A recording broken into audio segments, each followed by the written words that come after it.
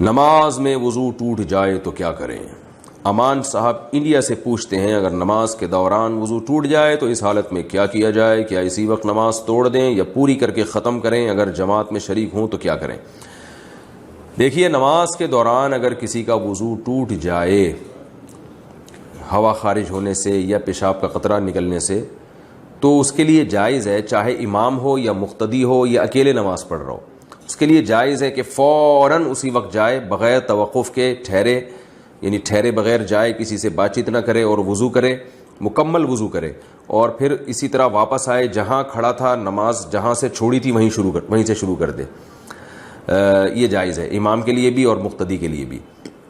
لیکن اس میں بہت ساری شرطیں ہیں، وہ ذرا سی بھی اس کی مخالفت ہو گئی تو نماز،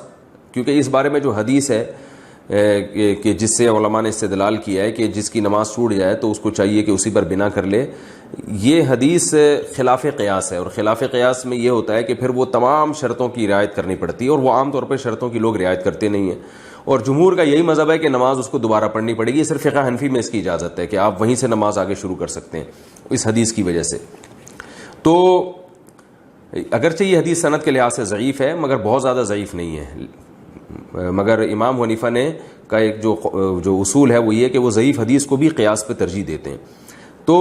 افضل بہرحال یہی ہے جمہور کے مذہب کے مطابق، افضل میں کوئی یعنی دو رائے نہیں ہو سکتی کہ آپ نماز دوبارہ سے پڑھ لیں تو زیادہ بہتر ہے۔ اگر نماز کے دوران کسی کا وضو ٹوٹ گیا ہوا نکلنے سے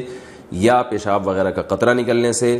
تو جہاں سے چھوڑی ہے وضو کر کے وہیں سے بھی آگے کنٹینیو کر سکتا ہے وہ، لیکن افضل یہ ہے کہ دوبارہ سے نماز شروع کر لے۔ اور ویسے بھی امام اگر یہ کام کرے گا تو پبلک کے سمجھ میں ہی نہیں آئے گا، کیونکہ لوگوں کو یہ مسائل معلوم نہیں ہیں، وہ پریشان ہو جائیں گے، اختلاف و انتشار ہوگا مسجد میں کہ یار یہ امام صاحب گئے ہیں اتنا لمبا جا کے وضو بھی کر کے دوبارہ سے جہاں سے نماز چھوڑی تھی وہیں سے شروع کر دی ہے، پتہ نہیں کیا کر رہے ہیں، پھڈا ہو جائے گا، لڑائی جھگڑا ہو جائے گا۔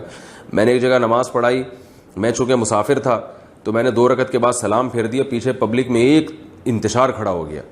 ان کو یہ پتہ ہی نہیں تھا کہ امام 2 رکعت کے بعد سلام پھیر دیتا ہے اور مقتدی اپنی بقیہ 2 رکعتیں مکمل کرتے ہیں۔ تو جہاں اتنی جہالت ہو وہاں اگر آپ ان مسائل پر عمل کریں گے تو لوگوں میں انتشار ہوتا ہے۔ تو مجھے اندازہ ہوا کہ بھائی کہیں آپ شہر میں ہوں، اگر آپ امام ہیں، آپ مسافر ہیں، تو آپ نماز نہ پڑھائیں، کسی مقیم کو آگے کر دیں، وہ پڑھا دے تاکہ لوگوں میں انتشار پیدا نہ ہو۔ ہاں، پہلے سے آپ نے مسئلہ لوگوں کو اچھی طرح بتا دیا پھر آپ پڑھائیں تو ٹھیک ہے۔ تو خلاصہ یہ نکلا کہ نماز کے دوران وضو ٹوٹ جائے، آپ بہتر ہے دوبارہ سے نماز پڑھ لیں، یہ زیادہ اچھا ہے۔ ارشد